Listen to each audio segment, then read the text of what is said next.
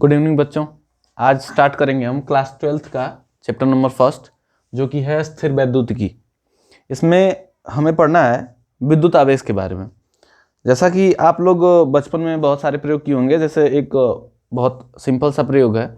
आप लोगों ने बचपन में एक काम किया होगा, एक पेन लेके अपने बाल ओल में रगड़ के और कागज वो चिपकाए होंगे जरूर। ठीक है, आज उस कॉन्सेप्ट को हमें समझना है कि ये चीज़ें क्यों होती हैं अक्सर करके। ठीक है, तो सबसे पहला टॉपिक हम समझेंगे इसमें कि विद्युत आवेश क्या होता है। तो विद्युत आवेश समझने के लिए हम कोई ऐसी वस्तु इमेजिन करते हैं कि अगर कोई वस्तु है वह दूसरी वस्तु को आकर्षित कर रही है या फिर हो सकता है प्रतिकर्षित कर रही हो, धक्का दे रही हो, तो उसके कारण हम समझ सकते हैं इसमें विद्युत आवेश को अगर समझे हम, तो विद्युत आवेश किसी वस्तु का एक प्रकार का, यह वस्तु का एक गुण होता है। ठीक है, यह किसी वस्तु का एक गुण है, न कि कोई वस्तु है। ये कोई वस्तु नहीं है, यह किसी वस्तु का एक ऐसा गुण है जिसके कारण यह किसी अन्य वस्तु को आकर्षित कर सकती है या फिर प्रतिकर्षित भी कर सकती है।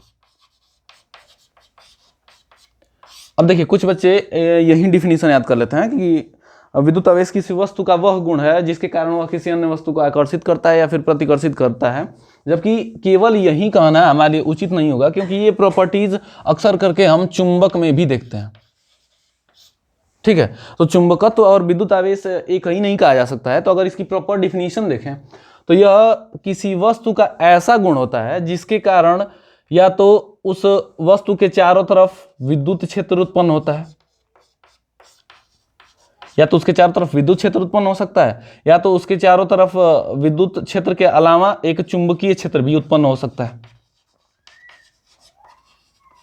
तो अगर हम प्रॉपर डिफिनीशन की बात करें कि विद्युत आवेश होता क्या है, तो हम कह सकते हैं कि विद्युत आवेश किसी वस्तु का वह गुण है जिसके कारण उसके चारों तरफ विद्युत क्षेत्र और चुंबकीय क्षेत्र उत्पन्न होता है। अब देखिए, विद्युत क्षेत्र किस केस में उत्पन्न होता है? अगर कोई आवेश है वह स्टेबल है, अर्थात स्थिर है, अस्थाई है, तो उस केस में उसके चारों तरफ एक केवल विद्युत क्षेत्र उत्पन्न होगा। लेकिन अगर आवेश गतिशील है, तो उसके कारण उसमें विद्युत क्षेत्र तो उत्पन्न होगा ही, लेकिन उसके साथ साथ उसके चारों तरफ चुंबकीय क्षेत्र भी उत्पन्न होगा। तो अगर हम बात करें स्थिर आवेश की, तो स्थिर आवेश केवल विद्युत क्षेत्र उत्पन्न करता है, जबकि अगर गतिशील आवेश है तो विद्युत क्षेत्र तो उत्पन्न करेगा ही करेगा, लेकिन उसके साथ साथ वह चुंबकीय क्षेत्र भी उत्पन्न करेगा। और बात करें अगर इस ब्रांच की, तो इसी ब्रांच को हम बोलते हैं स्थिर वैद्युतिकी। यानी कि स्थिर वैद्युतिकी अगर बात करें तो स्थिर वैद्युतिकी ऐसी शाखा है फिजिक्स की, ऐसी है भौतिक विज्ञान की शाखा, जिसमें हम किसी आवेश के कारण, जो कि स्थिर होगा, स्थिर आवेश के कारण होने वाले उसमें चेंजेस, या फिर कह सकते हैं कि विद्युत क्षेत्र के बारे में पढ़ेंगे, या फिर कह सकते हैं विद्युत विभव के बारे में पढ़ेंगे। तो स्थिर वैद्युतिकी किसी भौतिक विज्ञान की वह शाखा है जिसमें किसी स्थिर आवेश के चारों तरफ हम विद्युत क्षेत्र या फिर विद्युत विभव का अध्ययन करते हैं, वही कहलाती है स्थिर वैद्युतिकी। अगर आवेश की बात की जाए कि आवेश होता क्या है, आवेश उत्पन्न कैसे होता है, तो देखिए, इसको हम समझ सकते हैं कि बेसिकली आवेश जो होता है, आवेश की उत्पत्ति की बात की जाए तो हम जब किसी भी दो वस्तुओं को जब घर्षण कराते हैं, अर्थात जब रगड़ते हैं, तो अक्सर करके उनके बाद उनमें आवेश उत्पन्न होता है, वे एक दूसरे को आकर्षित या प्रतिकर्षित करने लगती हैं। अगर वहीं एग्जाम्पल लें, पहले पेन वाला यानी कलम वाला और कागज वाला, तो उन दोनों को पहले अगर चिपकाया जाए बिना घर्षण कराए ही, तो वो पहले नहीं चिपकते हैं। लेकिन जब उनको घर्षण करा करके चिपकाया जाता है, तब उसके बाद कागज, जो मतलब हल्की द्रव्यमान की वस्तुएं हैं, वह क्या करती हैं, भारी द्रव्यमान की वस्तु की तरफ आकर्षित होने लगती हैं। तो इसको हम समझ सकते हैं कि आवेश बेसिकली उत्पन्न किससे होता है, यह कह सकते हैं हम कि यह घर्षण से उत्पन्न होता है। और आवेश की अगर बात की जाए तो आवेश उत्पन्न कैसा, घर्षण में ऐसा क्या होता है कि आवेश उन पे उत्पन्न होता है। तो इसको हम थोड़ा मोड़ा देख सकते हैं, केमिस्ट्री में बेसिक कॉन्सेप्ट है। अगर मान लीजिए एग्जाम्पल के तौर पर हम किसी धातु को ही ले लें, सोडियम की बात करें अगर, तो सोडियम की बात करेंगे तो सोडियम का परमाणु क्रमांक होता है 11। अगर इसका हम इलेक्ट्रॉनिक विन्यास देखें तो इसका होता है 2, 8 और 1, यानी कि इसके लास्ट कोष में एक इलेक्ट्रॉन है।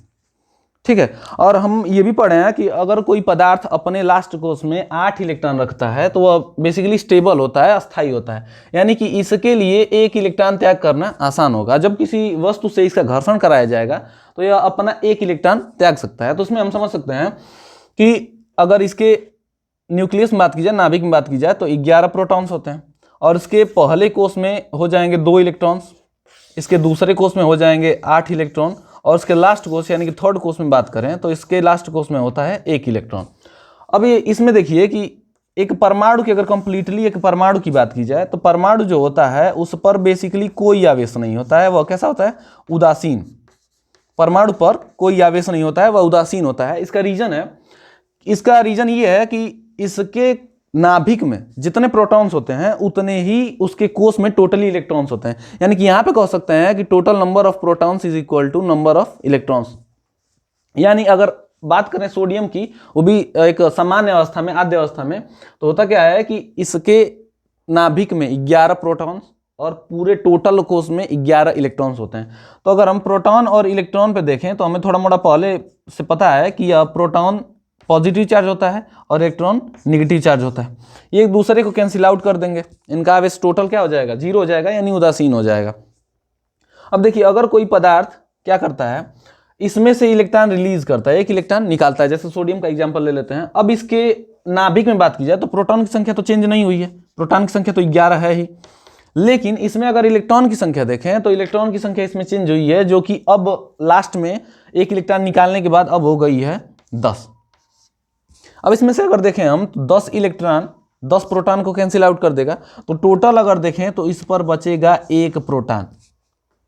और 1 प्रोटॉन पे अगर हम चेक करें तो बेसिकली 1 प्लस चार्ज होता है, 1 यूनिट प्लस चार्ज होता है, ठीक है। तो इस प्रकार से अगर कोई पदार्थ को घर्षण कराया जाता है तो जिस प्रकार से यह 1 इलेक्ट्रॉन निकाल करके पॉजिटिव बन रहा है, उसी तरीके से एक पदार्थ कोई इलेक्ट्रॉन एक्सेप्ट करके, ग्रहण करके निगेटिव भी बन सकता है।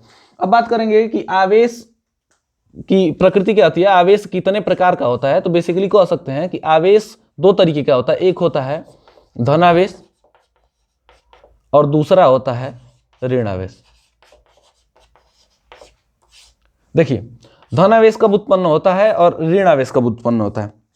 जैसा कि अभी हम इस सोडियम वाले केस में देखे हैं कि इसके लास्ट कोष में 1 इलेक्ट्रॉन थे, तो इसके लिए आसान था कि यह 1 इलेक्ट्रॉन रिलीज करके और लास्ट कोष में 8 इलेक्ट्रॉन रख सकता है। तो इसमें यह 1 इलेक्ट्रॉन को निकाल रहा है, तो 1 इलेक्ट्रॉन निकालने के कारण इस पर आवेश जो बच रहा है वह 1 प्रोटॉन के बराबर बच रहा है। और प्रोटॉन को अगर हम देखें तो प्रोटॉन बेसिकली होता है प्लस चार्ज। तो अगर कोई पदार्थ इलेक्ट्रॉन रिलीज करता है, 1 इलेक्ट्रॉन निकालता है, 1 या 1 से अधिक इलेक्ट्रॉन निकालता है, तो उसमें बेसिकली प्लस चार्ज आता है, धनावेश आता है।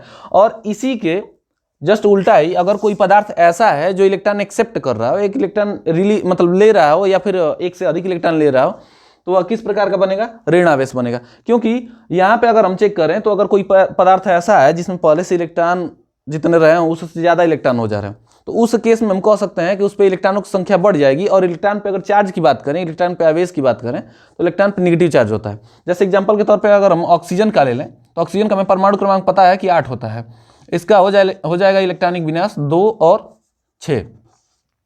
अब इसको स्टेबल होने के लिए लास्ट कोष में इसको 8 इलेक्ट्रॉन रखने हैं, इसके पास पहले से 6 इलेक्ट्रॉन्स हैं लास्ट कोष में, अब इसको चाहिए 2 इलेक्ट्रॉन। 2 इलेक्ट्रॉन ये बाहर से अगर किसी मान लो पदार्थ से लेता है, बाहर से 2 किसी इलेक्ट्रॉन को लेता है। अब इस केस में होगा क्या, अगर इसका स्ट्रक्चर थोड़ा देखें तो इसके नाभिक में यानी कि इसके न्यूक्लियस में 8 प्रोटॉन्स होंगे और पहले कोष में 2 इलेक्ट्रॉन्स होंगे, दूसरे कोष में पहले से 6 इलेक्ट्रॉन थे। लेकिन जब इसने बाहर से 2 इलेक्ट्रॉन एक्सेप्ट किया, 2 इलेक्ट्रॉन इसने लिया, अब देखिए इस केस में होगा क्या टोटल कि प्रोटॉन की संख्या इसमें देखें तो प्रोटॉन की संख्या तो चेंज हुई नहीं है, 8 प्रोटॉन्स है। और बाहर से अगर ये इलेक्ट्रॉन एक्सेप्ट किया है, 2 इलेक्ट्रॉन एक्सेप्ट किया है, तो टोटल इलेक्ट्रॉन की संख्या क्या हो जाएगी, पहले से तो 2 और 6 8 थी, लेकिन 2 इलेक्ट्रॉन एक्सेप्ट किया तो टोटल इलेक्ट्रॉन्स हो गए 10 इलेक्ट्रॉन। अब इसमें 10 इलेक्ट्रॉन जब हो गए हैं तो 10 जो 8 प्रोटॉन्स होंगे और जो इसमें के 8 इलेक्ट्रॉन्स होंगे वो एक दूसरे कैंसिल आउट कर देंगे और बचेगा टोटल 2 इलेक्ट्रॉन। अब देखिए इस केस में होगा क्या कि इलेक्ट्रॉन की यहाँ पे अधिकता हो रही है, यहाँ पे इलेक्ट्रॉन अधिक मात्रा में है और हमें पता है कि इलेक्ट्रॉन पे होता है नेगेटिव चार्ज। तो अगर किसी पदार्थ पर इलेक्ट्रॉन की कमी हो रही है, कमी होने का सेंस है कि उसमें प्रोटॉन की संख्या अधिक हो गई है। अगर प्रोटॉन की संख्या अधिक हो गई है तो जो पूरे के पूरे परमाणु का चार्ज होगा, पूरे के पूरे परमाणु का आवेश होगा, वह डिपेंड करेगा कि किसकी अधिकता है उस पर। तो इस केस में अगर चेक करें सोडियम वाले केस में तो प्रोटॉन की संख्या टोटल 11 थी, लेकिन इलेक्ट्रॉन की संख्या 10 हो गई। देखिए, तो यहाँ पे अगर चेक करें तो अगर किसी पदार्थ में इलेक्ट्रॉन की कमी हो रही है, इलेक्ट्रॉन की कमी होने का सेंस है कि यहाँ पे प्रोटॉन्स की अधिकता हो रही है उसके कंपैरिजन में, तो अगर किसी पदार्थ में इलेक्ट्रॉन की कमी हो रही है तो उस पर धनावेश उत्पन्न होगा, ठीक है, क्योंकि वहां पे प्रोटॉन बचेंगे। और किसी पदार्थ में अगर इलेक्ट्रॉन की अधिकता हो रही है, ठीक है, किसी पदार्थ में अगर इलेक्ट्रॉन बाहर से आ रहा है, एक्स्ट्रा इलेक्ट्रॉन आ रहा है, तो वहां पे वह पदार्थ कैसा होगा, ऋणावेशित हो जाएगा, यानी कि उस पर ऋणावेश उत्पन्न हो जाएगा। अब अगर बात करें कि ऋणावेश या फिर धनावेश बनता कैसे है, तो इसकी पहले इसमें हम देख लेते हैं कि इनकी प्रॉपर्टीज क्या होती हैं, विद्युत आवेश की प्रॉपर्टी क्या होती हैं, इनका गुणधर्म क्या होता है, गुण क्या होता है, बस कीजिए, ठीक है। तो इसकी विद्युत आवेश की का पहला गुणधर्म देखते हैं, इसकी पहली प्रॉपर्टी देखते हैं। इसमें टॉपिक आवेश का क्वांटीकरण, क्वांटाइजेशन ऑफ इलेक्ट्रिक चार्ज। इसमें अगर आवेश के क्वांटीकरण की बात करें, देखिए अभी थोड़ी देर पहले हम देखे हैं कि आवेश बेसिकली दो प्रकार का होता है, एक धनात्मक आवेश होता है और एक ऋणात्मक आवेश होता है। इसका हम कारण पहले देख चुके हैं कि अगर किसी पदार्थ में इलेक्ट्रॉन की कमी हो रही है, यानी कि उसमें इलेक्ट्रॉन्स कम है, प्रोटॉन्स ज्यादा हैं, तो उस पर धनात्मक आवेश होगा। और अगर कोई पदार्थ ऐसा है जो इलेक्ट्रॉन एक्सेप्ट कर रहा है, यानी ग्रहण कर रहा है, यानी कि उस पर इलेक्ट्रॉन की अधिकता हो रही है, तो उस पर ऋण आवेश आता है। अब अगर आवेश के क्वांटीकरण की बात करें तो ये क्या कहता है आवेश का क्वांटीकरण, कि अगर किसी भी पदार्थ से इलेक्ट्रॉन निकल रहा है या कोई पदार्थ इलेक्ट्रॉन ग्रहण कर रहा है, तो उसमें जो इलेक्ट्रॉन की संख्या होगी, इलेक्ट्रॉन की संख्या बेसिकली बात करें, उस पर आवेश का जो मान होगा, चूंकि आवेश की अगर आवेश का मान देखें तो आवेश का मान होता है, एक यूनिट की बात करें तो वह एक इलेक्ट्रॉन के चार्ज के बराबर होता है, जो कि होता है 1.6 × 10⁻⁻19 कूलम। इलेक्ट्रॉन पे यह नेगेटिव चार्ज होता है, जबकि प्रोटॉन पे बात करें तो यह उतना ही चार्ज होता है, लेकिन यह पॉजिटिव चार्ज होता है, 1.6 × 10⁻⁻19 कूलम, लेकिन यह पॉजिटिव होता है। अब देखिए, ये आवेश का क्वांटीकरण टॉपिक क्या कहता है कि अगर कोई पदार्थ है जो इलेक्ट्रॉन या तो ग्रहण कर रहा है या फिर इलेक्ट्रॉन रिलीज कर रहा है, तो उस पर जो आवेश उत्पन्न होगा, चूंकि आवेश किसी भी प्रकार का हो सकता है, धनात्मक हो सकता है, ऋणात्मक हो सकता है, तो अगर कोई पदार्थ इलेक्ट्रॉन ग्रहण कर रहा है तो उस पर ऋणात्मक आवेश होगा, और कितना आवेश होगा, या फिर कोई पदार्थ इलेक्ट्रॉन रिलीज कर रहा है, निकाल रहा है, तो उस पर धनात्मक आवेश होगा, और वह कितना आवेश होगा, इसको हम पता लगा सकते हैं आवेश के क्वांटीकरण से। और यह नियम क्या कहता है कि किसी भी पदार्थ पर जो उत्पन्न हुए आवेश की मात्रा होगी, वह इलेक्ट्रॉन के आवेश के, यानी कि एक यूनिट आवेश के पूर्ण संख्या के गुणनफल के बराबर होती है। यानी कि हम कह सकते हैं कि अगर आवेश को मान लीजिए हम शो करें Q से शो करें आवेश को, और इसको शो करें, इलेक्ट्रॉनों की संख्या को शो करें N से, और इलेक्ट्रॉन पर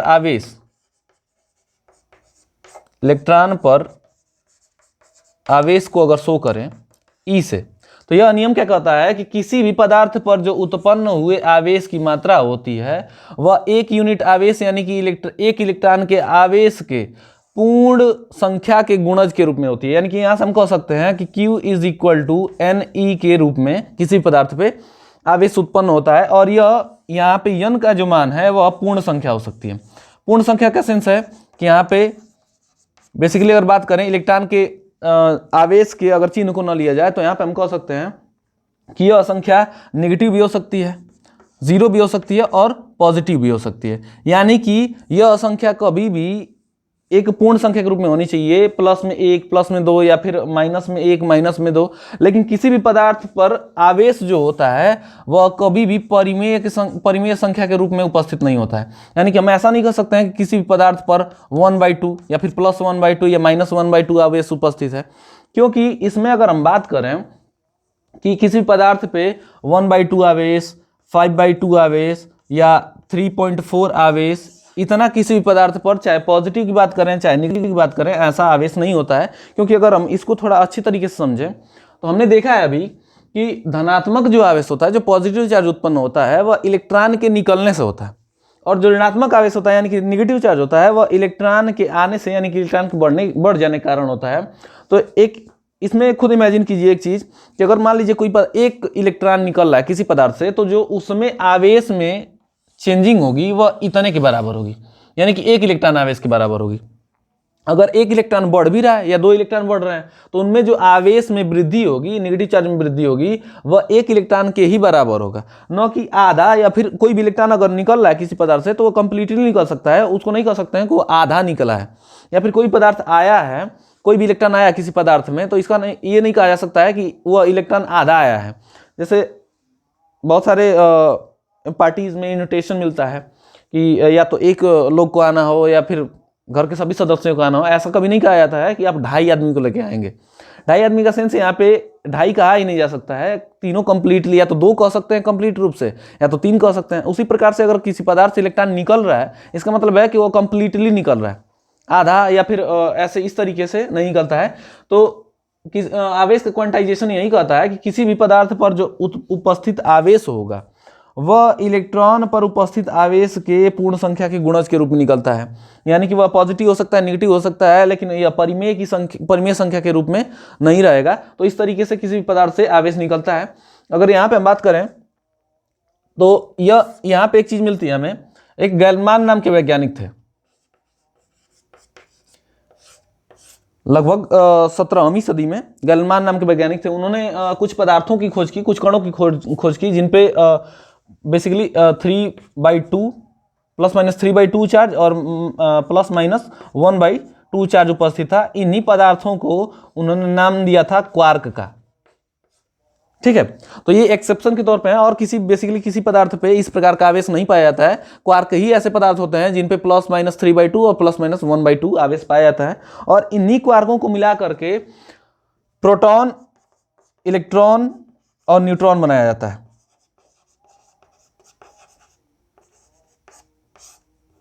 प्रोटॉन, इलेक्ट्रॉन और न्यूट्रॉन।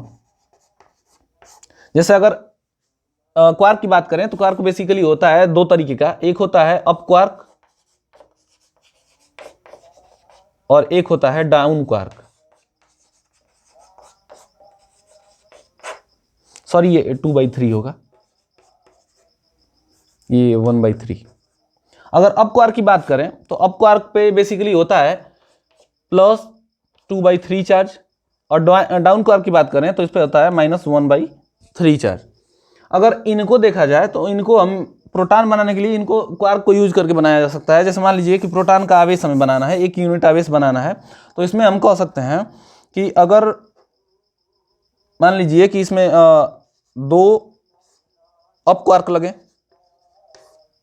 और 1 डाउन क्वार्क लगे, यानी कि 2 अप क्वार्क और 1 डाउन क्वार्क के चार्ज को जोड़ा जाए तो ये 1 अप क्वार्क का चार्ज है और 2 से गुणा किए हैं तो 2 हो गया, और 1 डाउन क्वार्क का चार्ज है 1/3 यहाँ पे। तो अगर इसको हम कैलकुलेट करें तो ये हो जाएगा 4/3 और ये हो जाएगा -1/3। तो इसको हम देखें तो यह 3/3 यानी कि हो जाएगा 1, जो कि यह 1 यूनिट प्रोटॉन का चार्ज निकलता है। तो यह क्वांटाइजेशन यही है कि किसी पदार्थ में जो उपस्थित आवेश होगा वह उसमें पूर्ण संख्या के रूप में उपस्थित होगा।